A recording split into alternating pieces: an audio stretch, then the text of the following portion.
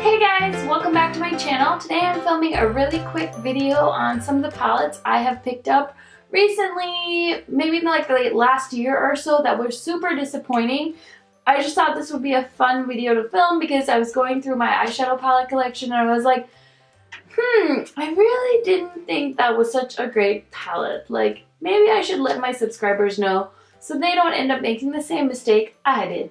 So if you're interested, just keep watching. Okay, so most people are pretty surprised when I start whining about this palette, but the first palette on my list of palettes that I don't think is worth the hype is the Huda Beauty palette. Now, this is gorgeous to look at, and I was so pumped when I saw it, and then it became available. I literally obsessed over picking this up for days. Like, that's a lot of contemplation for me because I'm usually a very spur of the moment person. If I see something and I like it, I buy it because, you know, a makeup collection is a true art. It's a dedicated process. You can't be hesitating and stuff because stuff sells out like, you know, it's going out of style. So when I first saw this, I jumped right on it. It was so expensive because, of course, I couldn't wait until it came to Sephora in America. I had to buy it off the Huda Beauty website, which doesn't do free shipping, and it's coming from Dubai.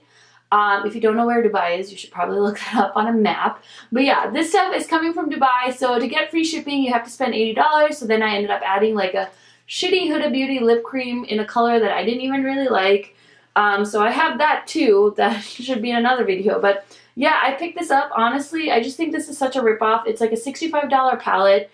There are these like foil shades in here. What are they called? The textured shadows. This top row right here, it's so dry and like you have to use your finger, which is super annoying in my opinion. And then this is cardboard packaging. It's not good packaging. It's not airtight. So these shadows are going to dry out. And so I'm like really confused as to why people are trying to like convince people that they need this palette, because I think it sucks. And like Huda Beauty has like millions of followers. Like, she has her own makeup brand, and it just bothers me that she didn't think that her subscribers deserved better packaging than this that was going to actually make her shadows like last longer. So I just really hate this palette, honestly, with like a passion, like a burning desire. I think it's like overpriced, overhyped, beautiful packaging, but honestly, like, don't buy this. It's such a waste of money, and I really wish I hadn't bought it. So this is my first palette that I don't think is worth the hype. Next palette, and this one actually really breaks my heart because I am a huge Kathleenlights fan. I love her. I think she's one of the most down-to-earth YouTubers. I still support her. I buy like every collaboration she pretty much comes out with, especially in the eyeshadow realm, because I think she has a really unique sense of like style. She doesn't do like basic shit. She loves like fun pops of color and things like that, so I really admire her. And she's so like grounded as far as like having like almost 3 million, I think she has 3 million subscribers now on YouTube. So I've been watching her for a long time, and she came out with this palette with Morphe, and I was like, Karen, don't buy it. Those are not colors you'll wear. But it was honestly, it was like 14 bucks, and I was like, you know what, whatever, I'll just buy it. And I mean, I've maybe used this like once or twice, but I don't really like this. I don't even think it's Morphe quality. I think it's a little bit less quality than Morphe's usual shadows. I'm gonna try and give this more love and see if I can like convince myself to love it more. Just because Kathleen is my homegirl. I really love her. But yeah, this palette was kind of disappointing. And I'm honestly kind of anxious for the Jaclyn Hill palette, like the new one she's coming out with Morphe. Like, are you guys planning on picking that up? Because I'm like worried because she says she's working on these formulas for like the last 2 years. But I really don't want to get ripped off. So I really hope it's a good palette. We'll have to wait and see when she puts in more sneak peeks. So far, it looks awesome, but Morphe's so hit or miss. So anyway, that palette I really didn't like. So the next disappointing product is the Urban Decay Full Spectrum palette. Now I am planning on maybe doing a review on this because it is on sale. So if it's something you're interested in, I would probably say pick it up, but I paid full price for this baby, and I am so mad because some of these shades, even though they look so vibrant in the pan, they're just choppy. Like the Urban Decay Electric palette, now that's a palette you should be picking up. I hear the Spectrum palette's supposed to be replacing it, but since this is on sale, I'm assuming they're both going to get discontinued at some point. But here's the Urban Decay electric palette, and this one has been around for a long time, and it's on sale right now for $24. And honestly, the pigmentation on this thing is unlike any other. Definitely not beat out by this palette. And I keep dropping the brushes, so definitely pick this one up. If you really want to get this one, you can, but I honestly think this palette sucks. And I wanted to return it back to Urban Decay, and I had run out of time. I didn't send it back in time, so I ended up keeping it. But I think the electric palette is far superior to the full spectrum palette. So that was a disappointing eyeshadow palette. And then this one I don't think you can even buy anymore, but this is the Urban Decay Gwen Stefani palette. Really pretty packaging. I never wanted this palette. I just bought it because it was on sale, because they were probably trying to get rid of it. So I got it for like 25 bucks, but honestly these colors are really blah to me. And I get that Gwen Stefani is obviously really pale, so these colors may appeal to a more pale skinned person. But overall, I just think this is very blah. I don't know how I feel about people trying to cater palettes to skin tones. I think it's a good idea because then you kind of get variety. And, you know, like if I know something's for pale skin, I'm not going to go ahead and buy it. So maybe when people do collaborations, they can work more on having a variety of options. Like if I was to collaborate with a makeup brand, I would maybe try and do like a medium skin tone palette, a light skin tone palette, and maybe something for dark skin. That way everybody gets a little bit of something, you know? But I think people don't do that because obviously it's going to eat into profits when it comes to products. And yeah, why would they want to make 3 palettes when they can make 1 palette, sell it to 8 million different skin tones, and then still make the same amount of money? So it's unfortunate when it comes to the makeup industry. It is still a business, so I get it. People have to run it like it's a business, but I just think they could do a better job on stuff like that. Next palette is this one. Now everybody loves the freaking Tartelette in Bloom palette. I was in love with this when I first bought it. If you can see, I've used up quite a bit of some of these shades.